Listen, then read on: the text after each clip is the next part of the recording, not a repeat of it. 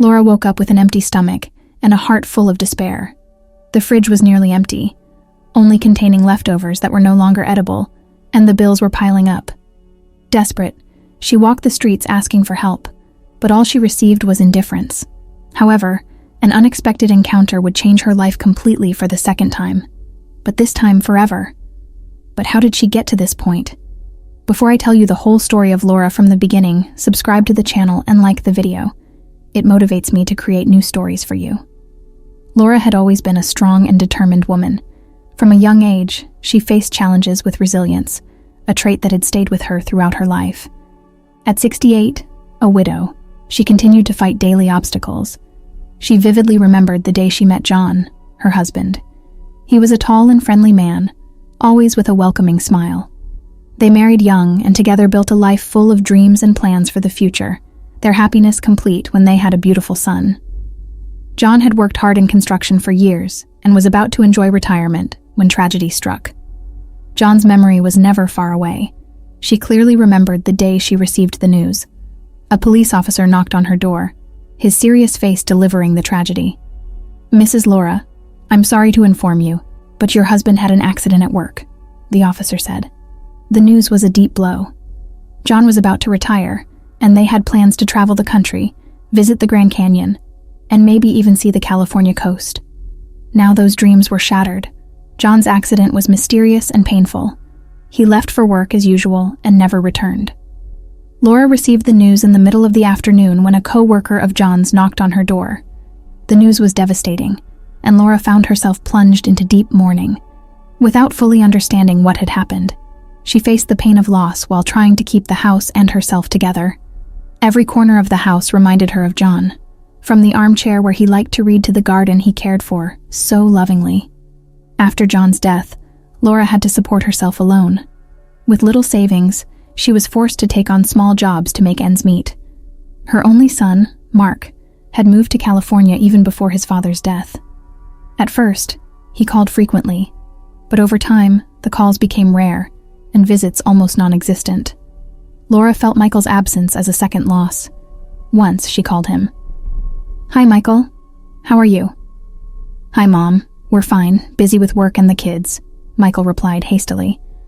"I understand. I just wanted to hear your voice," Laura said, trying to hide her disappointment. Laura understood that he had his own life, but the lack of contact made her feel even lonelier. At home, loneliness was her only companion. Her small house was always quiet. She spent hours looking out the window, watching the neighbors come and go, each with their own life. Sometimes she sat in the old armchair in the living room, petting a stuffed cat that John had given her years ago. The stuffed animal was a comfort amidst the loneliness. Laura looked at a framed photo from Mark's wedding, remembering how caring and present he used to be. The memories of her son's wedding were sweet, but also painful. She remembered the pride she felt watching him at the altar, the happiness on his face. Now, an occasional phone call was all she received. She always answered the phone hoping to hear Mark's voice. The conversations were brief, and he was always in a hurry. "Mom, I'm busy. I promise I'll call back later," he would say. But later rarely came. That morning, after her coffee, Laura decided to try her luck once again. She took her resume, put on her coat, and walked out the door. The cold wind made her shiver, but she continued, determined. She walked to the city center, where there were some shops and offices that might need help. She wasn't sure if she would be successful, but she couldn't give up. Laura tried to find work to support herself, but she was consistently rejected because of her age. She applied for various positions: secretary, receptionist, even cashier at supermarkets. Each interview seemed to end the same way. "Sorry, Mrs. Laura, we're looking for someone with a different profile," the interviewers would say, their excuses sounding increasingly hollow. Each door that closed diminished her hope a little more. However, she did not give up. With determination, she kept looking. Returning home, the feeling of emptiness enveloped her again. Laura sighed and sat down in the armchair, staring at the phone, hoping it would ring. She knew life wouldn't be easy, but she was determined to keep fighting, one day at a time. On the following day, Laura spent the morning walking the streets, looking for a solution. The harsh cold made everything more difficult. She felt her fingers numbing, sweat running down her face, and discomfort increasing with every step. She heard the murmur of people around her, but felt invisible. She tried asking some people for help, but only received indifferent looks and cold responses. "Sorry, I can't help," said a man in a suit, without even looking her in the eyes. "I have nothing to give," replied a hurried woman, holding a child by the hand. As the day went on, her hunger grew and her hopes dwindled. The cold was unbearable, and Laura began to feel weak. She needed to find something to eat before she passed out from hunger and exhaustion. Finally, in a desperate attempt, Laura headed to a luxury restaurant in town. She knew that there, where people spent fortunes on meals, she might find something to eat from the leftovers. She waited until the activity decreased, and when the employees began to throw out the trash, she approached the bags. With her heart pounding and her head spinning from hunger, Laura began to rummage through the bags.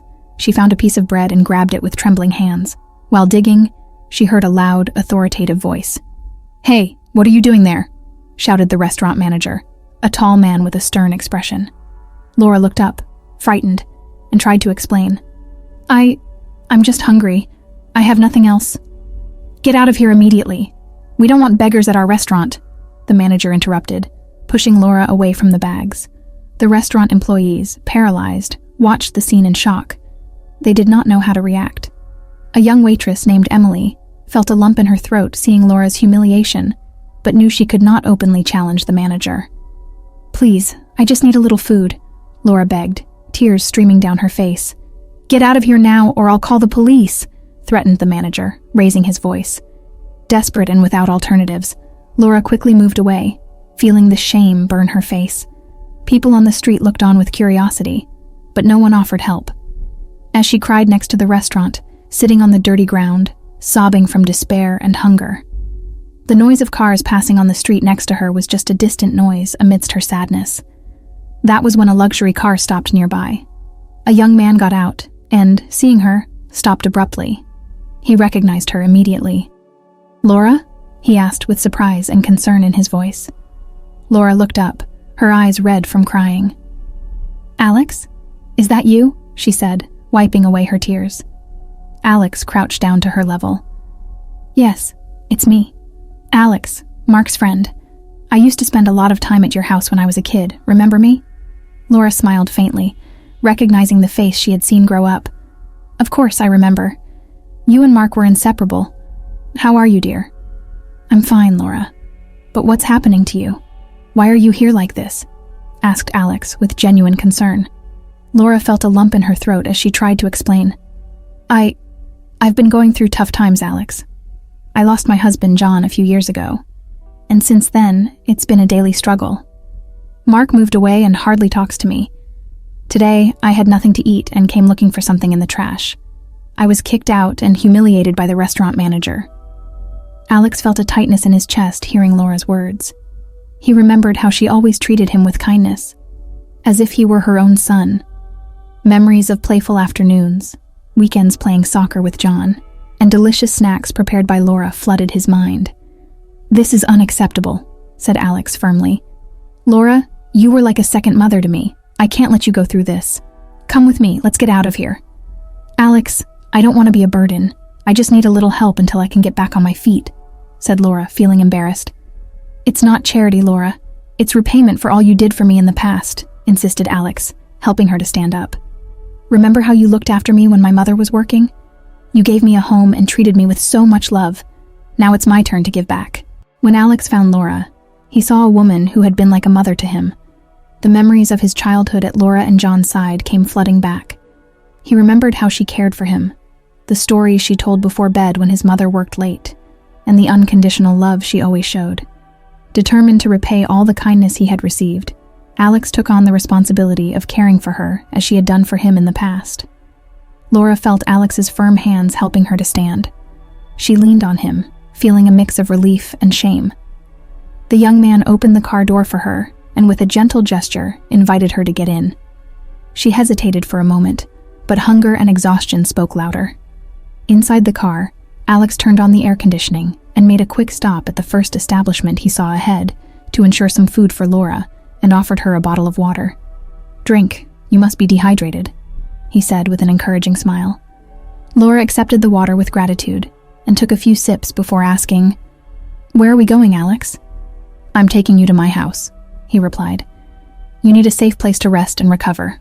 I'll take care of you, Laura." On the way, Alex picked up the phone and made some calls. Laura couldn't hear everything, but she realized he was mobilizing help.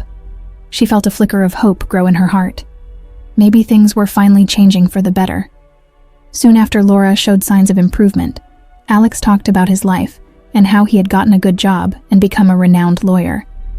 He had moved to the city recently and, by coincidence, was passing on the street of the restaurant where he found Laura. When they arrived at Alex's house, a beautiful and modern residence, Laura was amazed by the young man's generosity. "Alex, I don't know what to say. This is too much," she murmured, moved. "Don't say anything now, Laura. Just rest. We'll sort everything out," said Alex, guiding her inside. Inside the house, a woman appeared in the room. She had long brown hair and a warm smile.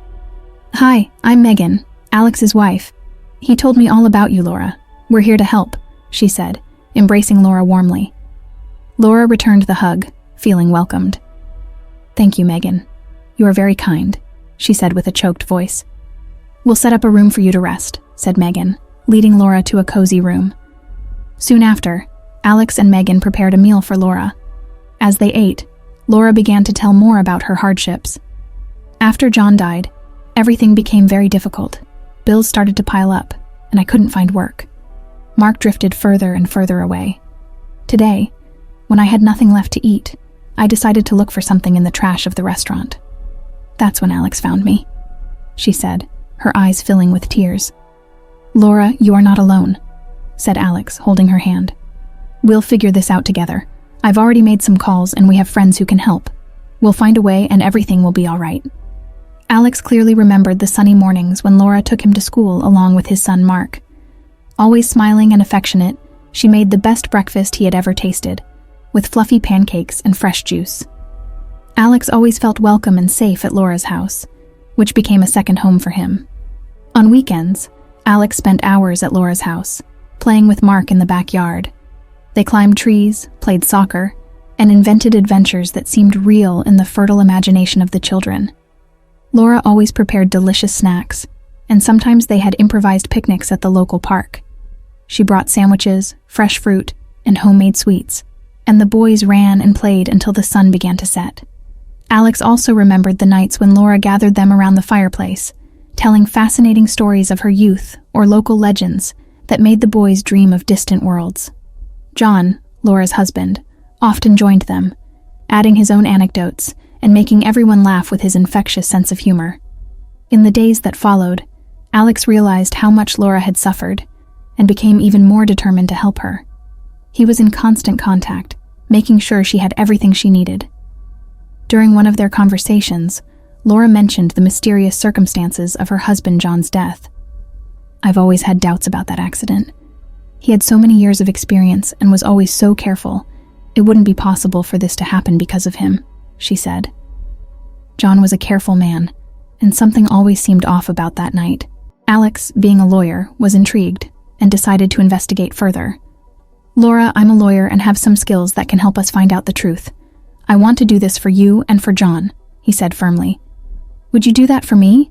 asked Laura, surprised and moved. "Of course.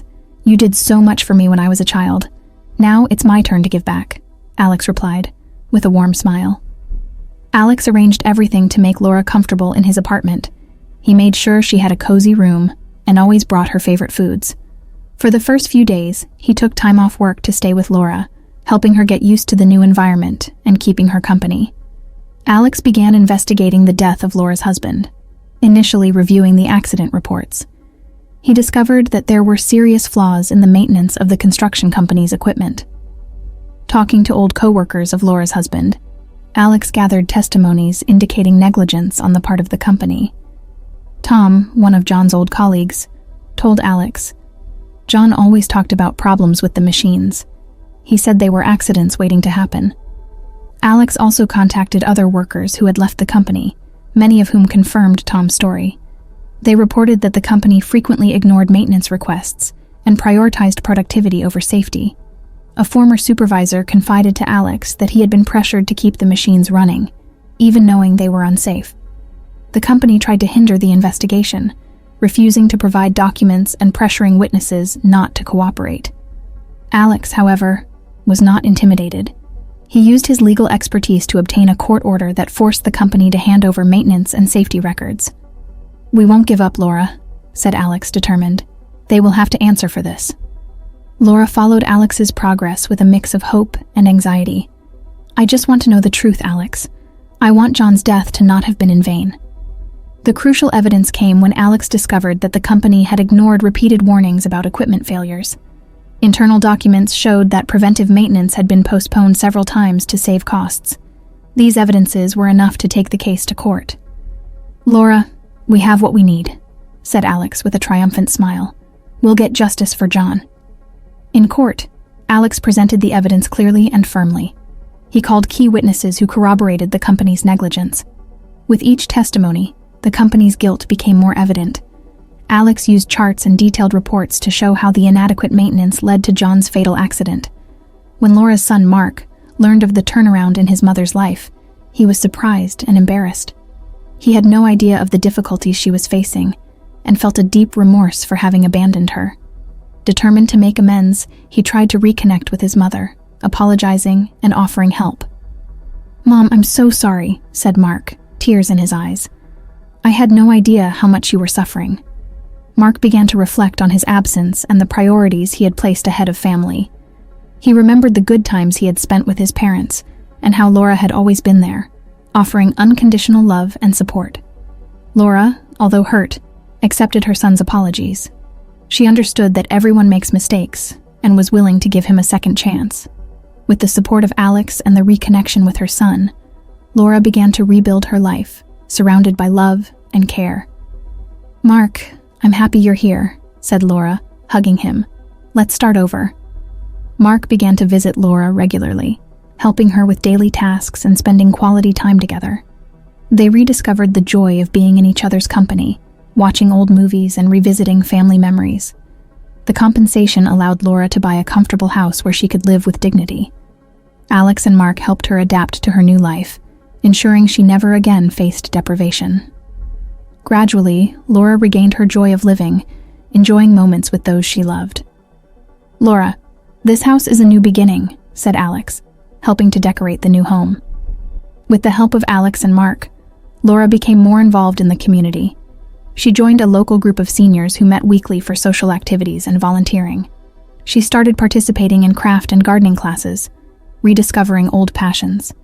In the group, she met several people who became close friends. One of these friends, Helen, was a widow who had also gone through difficulties. The two women found comfort and support in each other, sharing stories and helping each other. "Laura, I'm so happy to have met you," said Helen during one of the group meetings. "You brought so much joy to my life." "Me too, Helen. I never thought I would find so much friendship and support here," replied Laura, smiling. In addition to making new friends, Laura also had the opportunity to reconnect with old acquaintances. At a community event, she met Sarah, a longtime friend she hadn't seen in years. The two women hugged each other emotionally and spent hours talking and reminiscing about old times. "Laura, I can't believe it's you. It's been so long," exclaimed Sarah, her eyes shining with joy. "Sarah, it's so good to see you. We have so much to catch up on," replied Laura, excited. On a sunny weekend, Alex came to visit her with a gift. "Laura, I thought you might like this," he said, handing her a photo album full of memories of Mark and John, along with some recent photos he had taken. "Alex, this is wonderful. Thank you so much," said Laura with a warm smile. They spent the afternoon reminiscing about the good times and making plans for the future. "Laura, you taught me so much about love and perseverance," said Alex as they said goodbye. "And you showed me that we are never alone, even in the toughest times," Laura replied, hugging him. Now, living with dignity and security, Laura was grateful for the reunion with Alex and the justice finally achieved. She knew that, although she had faced many difficulties, she had also found kindness and loyalty along the way. And with that, Laura felt finally at peace, ready to enjoy each day with a heart full of hope and gratitude. With the help of Alex and Mark, Laura found a new life, where sadness gave way to hope, and loneliness was replaced by the sincere companionship of true friends and family.